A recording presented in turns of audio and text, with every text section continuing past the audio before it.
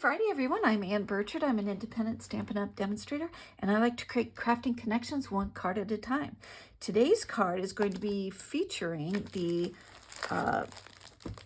Rain or Shine Suite.